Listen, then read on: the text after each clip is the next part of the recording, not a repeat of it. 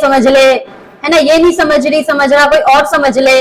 तो हम कहीं पहुंचना चाहते हैं। पुरुषों को होती है प्रॉस्पेरिटी एस्टैब्लिश करनी होती है।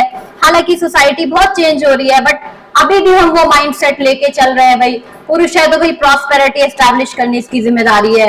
अभी एक छोटी बाइक है, फिर एक गाड़ी होनी चाहिए बड़ी वाली, है ना, गाड़ी घर में आएगी तो प्रोफेसर साहब को मुबारकबाद पहले मिलेगी, तो उनपे इस बात की बर्डन भी होती है।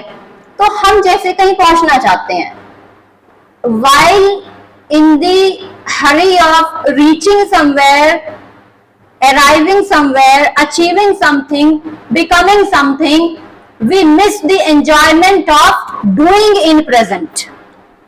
वर्तमान में हम जो कर रहे हैं उसको करने में जो आनंद आना चाहिए वो वहां पहुंचने के चक्कर में हम लेते ही नहीं है कभी।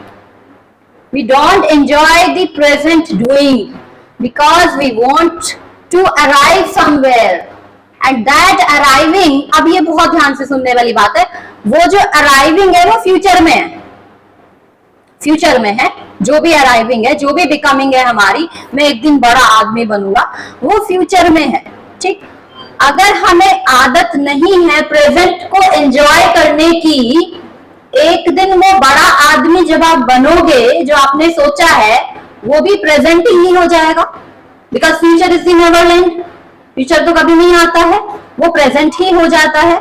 You want to become a professor, associate पहले बनना चाहते थे, फिर हमें प्रोफेसर बनना था, हमने उसके लिए लड़ाई करी, वो भी हमने चलिए प्राप्त किया। तो अब वो प्रेजेंट है, लेकिन it is not the future. अब क्योंकि मैंने तो ट्रेंड ही नहीं कर रखा खुद को फ्यूचर को, प्रेजेंट को एंजॉय करने के लिए, तो मैं फिर कुछ और ढूंढने लग जाऊंगा कि अब भाई प्रोफेसर पद नाम मिल गया है, अब मुझे डायरेक्टर बनना है। ऐसी बात हो गई जैसे एक छोटे बच्चे को एक खिलौना चाहिए होता है, वो जब तक रोता है जब तक उसे वो खिलौना नहीं मिल जाता है। जैसे वो मिला, उसने उसको ऐसे देखा, इधर उधर टटोला, और सामने एक बच्चा बैठा है, उसके पास एक दूसरा खिलौना है, उसको ऐसे थार से फेंकेगा और उसके वाला लेने की कोशिश करने लगेगा। This is all we do as, हम भी ऐसा ही करते हैं। हमें बड़ी गाड़ी चाहिए होती है, बड़ा घर चाहिए होता है, अच्छे ब्रांडेड चीजें चाहिए होती हैं, अच्छा स्टेटस चाहिए होता है, and once we achieve that this way, that way, hard work way, we do not enjoy that. हम उसे एंजॉय नहीं करते। फिर अरे थोड़ा दिन तो एंजॉय करो, थोड़ा दिन तो आपकी शान आन बान बननी चाहिए उससे, बट नो, तुरंत दिमाग में कुछ और सेट कर लोगे। This is the another condition, we remain in stress. ये हम पे हमेशा एक प्रेशर बनाए रखती है, क्योंकि हम प्रेजेंट को एंजॉय नहीं करते हैं। और ये कंडीशन जो कि ऐसी है जो कि हम कभी प्राप्त ही नहीं कर सकते हैं।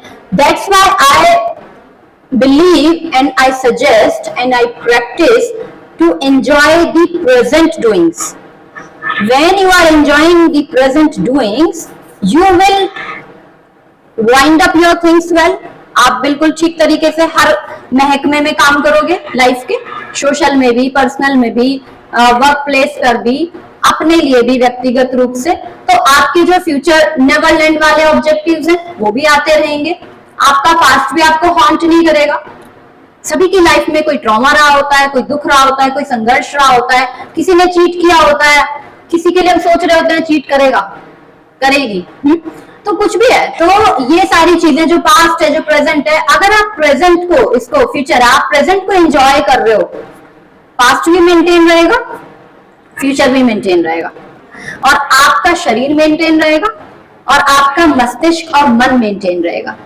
इतनी सी बात से कि आप ये कोशिश करो कि प्रेजेंट में जो है, अभी जैसे यहाँ हॉल में बैठे हो तो हॉल में ही बैठो, अभी घर की चिंता सतारी होगी, घर पे कितने सारे शेड्यूल पेंडिंग पड़े हैं, सुबह ये छूट गया था, we are sitting here but we are there somewhere anywhere and we don't know where.